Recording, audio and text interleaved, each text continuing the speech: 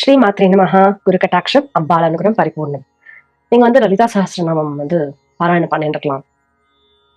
ஆனா லலிதா சஹஸ்ரநாமத்தை டைரக்டா சொல்ல ஆரம்பிக்க கூடாது. அதுக்கு முன்னாடி தியான ஸ்லோகம் அப்படிங்கிறது இருக்கு. 4 ஸ்லோகம் இருக்கு. அந்த தியான ஸ்லோகத்தை சொல்லிட்டு அதுக்கப்புறமா தான் லலிதா சஹஸ்ரநாமத்தை சொல்ல ஆரம்பிக்கணும், பாராயணம் பண்ண ஆரம்பிக்கணும். அப்படி தியான ஸ்லோகம் சொல்லி லலிதா சஹஸ்ரநாமம் சொல்றவாளும் இருக்கா.